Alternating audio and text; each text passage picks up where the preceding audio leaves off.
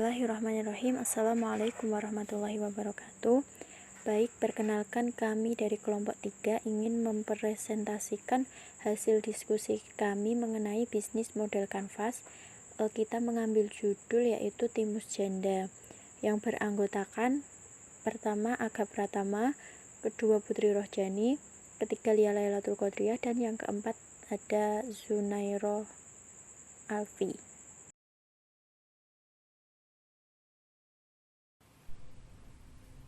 Oke, yang selanjutnya ada pengertian bisnis model kanvas atau BMC. Bisnis model kanvas atau BMC adalah kerangka kerja yang dikenal banyak untuk mendefinisikan model bisnis startup.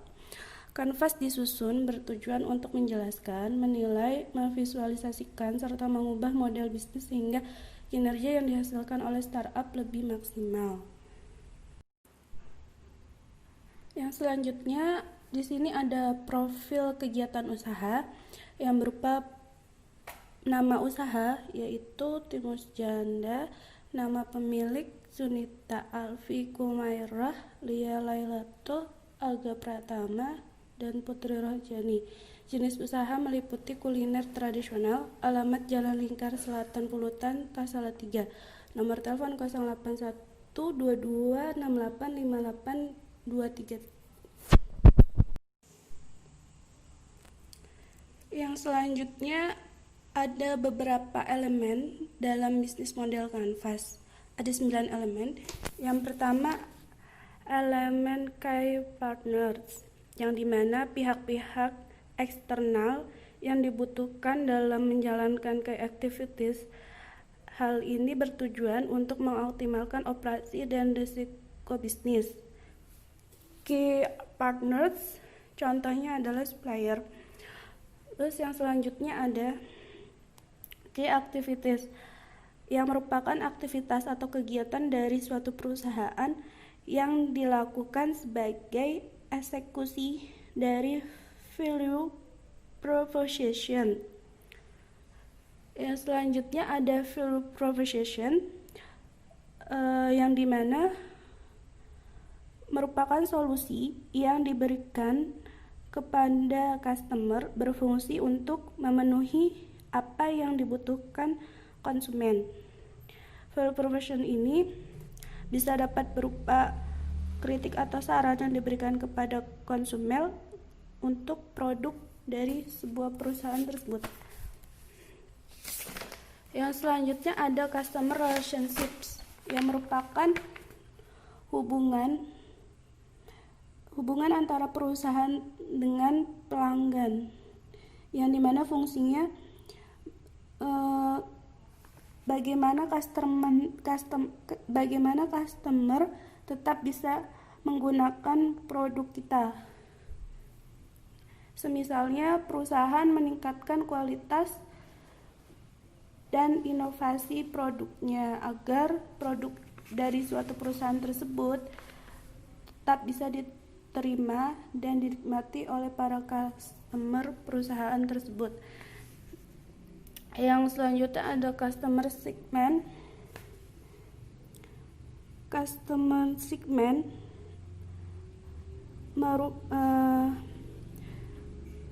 perusahaan harus menentukan customer yang akan dituju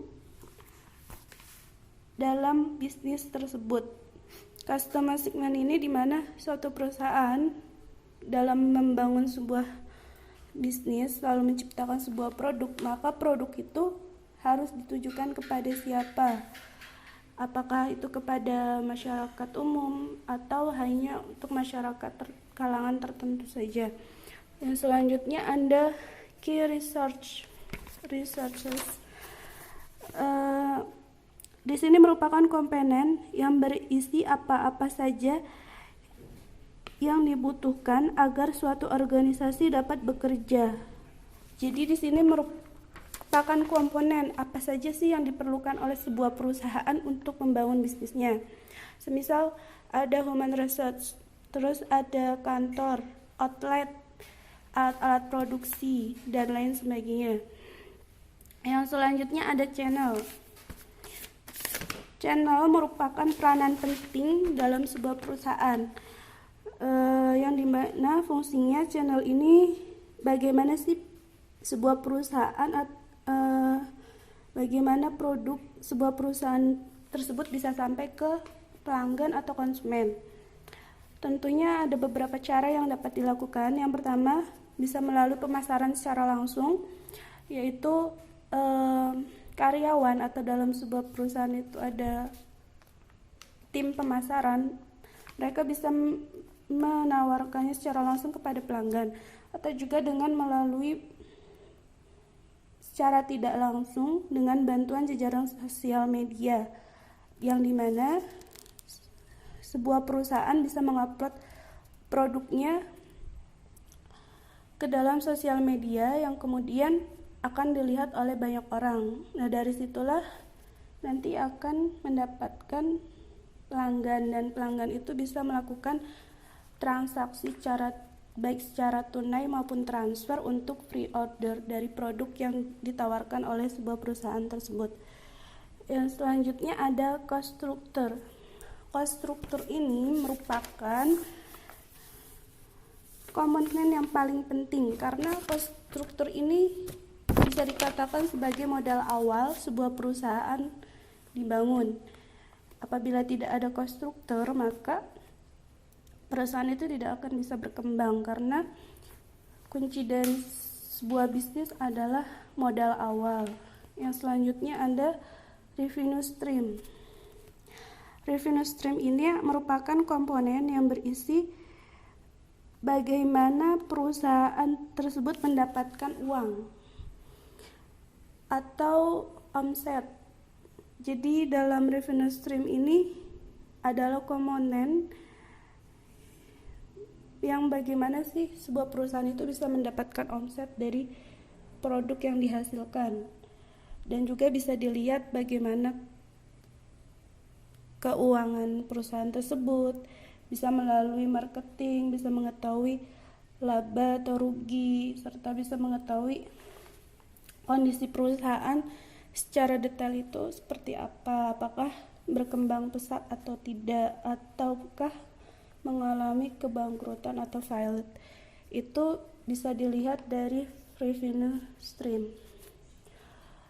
Oke, cukup sekian yang bisa saya jelaskan. Lebih dan kurangnya saya mohon maaf. Mungkin bisa dilanjutkan oleh pemateri selanjutnya. Wassalamualaikum warahmatullahi wabarakatuh.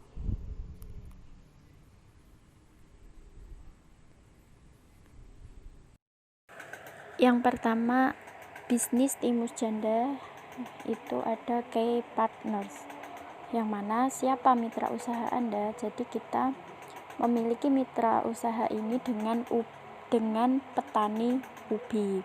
Terus yang kedua, siapa pemasok usaha Anda? Kita mempunyai pemasok usaha dari middleman atau pengepul ubi. Terus yang ketiga ada sumber daya utama apakah yang Anda dapatkan dari mitra. Jadi kita dapat sumber daya utama yang kita miliki yaitu dari warung atau toko-toko di sekitar kampus IAIN Salatiga. Terus yang terakhir, aktivitas kunci apa saja yang dilakukan mitra Anda. Jadi kita memiliki aktivitas mitra kita yaitu warung kecil hingga toko makanan tradisional. Selanjutnya yaitu key activities. Aktivitas kita memproduksi timus janda dengan bahan dasar utama ubi ungu. Bagaimana saluran distribusi produk kita? Yaitu kita menggunakan media sosial seperti mengiklankan produk kita ke Instagram, Facebook, atau yang lainnya. Selanjutnya yaitu reseller dan dari mulut ke mulut pelanggan. Bagaimana hubungan produk kita dengan pelanggan? Yaitu sangat dekat. Kita juga menerima evaluasi dari konsumen, kritik dan saran dari konsumen, karena itu semua berguna bagi kemajuan produk kita nantinya. Selanjutnya yaitu arus pendapatan. Arus pendapatan kita dapatkan dari berapa banyaknya jumlah produk yang kita jual di perharinya. Selanjutnya ada value proposition. Timus janda ini juga termasuk cemilan yang sehat yang berbahan dasar ubi ungu. Karena pada dasarnya ubi ungu itu mempunyai banyak sekali manfaat, seperti menjaga imun tubuh, merendahkan inflamasi atau peradangan, menjaga hati agar tetap sehat, mencegah penuaan dini, dan masih banyak lagi. Selain itu, kita memproduksi timus janda ini juga meningkatkan kualitas produk di pasaran, yang biasanya di pasar-pasar itu hanya menjual ubi ungu mentah atau ubi ungu rebus atau ubi oven. Dan kita mengolah ubi ini menjadi cemilan yang menarik dengan isian-isian berbagai rasa. Selanjutnya, kebutuhan akan cemilan yang sehat dan mengenyangkan. Ya, karena ubi itu termasuk makanan pokok, jadi sangat mengenyangkan perut. Dan tidak menggunakan bahan pengawet, karena produk kita ini hanya bisa bertahan 1-2 hari saja dan tidak menggunakan bahan pengawet apapun. Selanjutnya yaitu ada customer relationship. Jenis hidangan apa saja yang diharapkan segmen pelanggan, yaitu hidangan yang murah meriah, namun bisa menjadikan cemilan yang mengenyangkan perut, yang sehat dan bergizi. Hubungan dengan pelanggan dibangun dengan memperkenalkan produk kepada konsumen dan melakukan pemasaran secara langsung kepada masyarakat, yaitu menggunakan media mulut ke mulut. Kita memberikan sampel kepada orang-orang yang akan membeli produk kita. Dan bagaimana hubungan tersebut terintegrasi? Hubungan kita terintegrasi baik secara langsung bertemu atau dengan menggunakan media sosial. Jika menggunakan media sosial, kita akan memberi keterangan bagaimana produk kita dibuat, bahan-bahannya, dan cara memasaknya. Ya, selanjutnya ada customer segment. Di sini ada 2 pertanyaan yang muncul. Yang pertama adalah untuk siapa Anda menciptakan nilai? Yang kedua, siapakah pelanggan terpenting Anda? Jadi di sini yang pertama jawabannya adalah untuk para konsumen agar mereka bisa tertarik dengan produk timus janda ini. Sedangkan yang kedua yaitu untuk mahasiswa IAIN Salatiga dan para pencinta cemilan. Yang selanjutnya adalah key resources. Nah, di sini ada 2 pertanyaan juga. Yang pertama ialah sumber daya apakah yang dibutuhkan dalam proposisi nilai Anda. Yang kedua, bagaimana saluran distribusi. Ya, langsung saja dijawab. Yang pertama, pemberitahuan bahwa produk ini aman dikonsumsi, bahwa bahan baku yang mudah ditemukan, serta pembuatan produk yang higienis dan alat dalam pengelolaan timus janda ini. Poin kedua, toko makanan tradisional, tok cemilan, serta lingkungan kampus IAIN Salatiga. Selanjutnya ialah channel. Di sini muncul 3 pertanyaan. Yang pertama, melalui saluran segmen manakah pelanggan bisa dijangkau? Yang kedua, bagaimanakah Anda menjangkau mereka saat ini? Yang ketiga, bagaimana cara Anda mengintegrasikan saluran tersebut dengan kebiasaan mereka? Ya, di sini jawabannya yang pertama ialah memasarkan langsung dan memasarkannya melalui jejaring media sosial. Bisa melalui Facebook, Instagram, dan masih banyak lagi. Yang kedua, memasarkan langsung produk dengan menawarkan secara langsung kepada konsumen dan memanfaatkan media sosial sebagai cara memasarkan dengan jangkauan yang luas dengan upload produknya. Yang ketiga, disesuaikan dengan situasi dan kondisi, fleksibel menyesuaikan lingkungan sekitarnya. Yang selanjutnya mengenai cost structure. Ya, di cost structure ini muncul 3 pertanyaan. Yang pertama, biaya terpenting apakah yang ada dalam model bisnis kita? Jadi kita itu memiliki biaya untuk modal bisnis kita. Yang pertama itu untuk membeli bahan baku seperti ketela, atau ubi, terus ya bahan-bahan bakunya, terus yang kedua alat reproduksinya, terus yang kedua sumber daya manakah yang paling mahal. Jadi sumber daya yang paling mahal menurut kelompok kami yaitu gaji karyawan dan alat reproduksi. Terus yang ketiga ada aktivitas kunci manakah yang paling mahal. Itu aktivitas kunci manakah yang paling mahal. Jadi kita itu merasakan aktivitas yang mahal yaitu untuk membuat produk dan juga cara bagaimana untuk memasarkan produk-produk kita ini yaitu timus janda agar dikenal oleh masyarakat sekitar.